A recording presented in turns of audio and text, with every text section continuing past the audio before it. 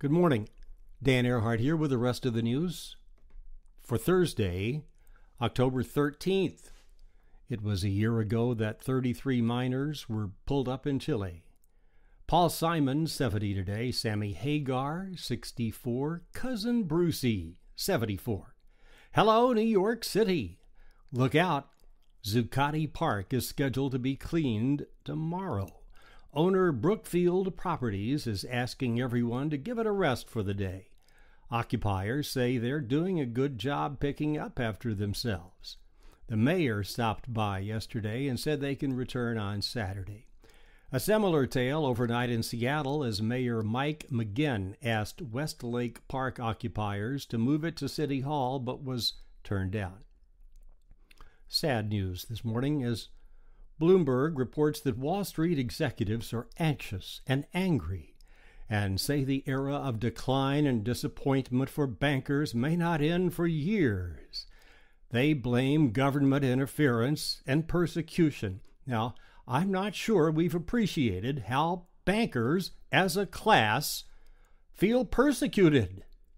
Yesterday, there was a cartoon going around on Facebook showing Jesus looking as Jesus looks, seated on a bench talking with a young man dressed in contemporary clothes and holding an iPad. Jesus spoke, and Jesus said, "No, I don't mean on Twitter. I mean follow me." Blame the recession. American birth rate is down in all states except North Dakota and Maine. There are more mobile phones than people in the United States. Pennsylvania's capital city, Harrisburg, filed for bankruptcy.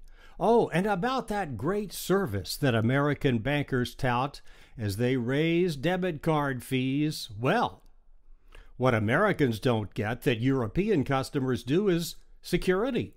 In Europe, cards have computer chips to prevent fraud. Not so in the States.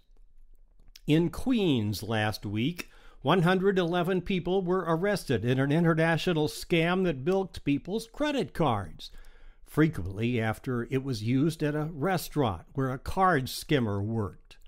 Then, using the card number, the syndicate is charged with buying Apple products, shipping them overseas for sale, all told some $13 million worth.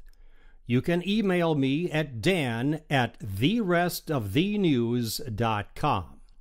iPads account for 97% of all American tablet internet traffic.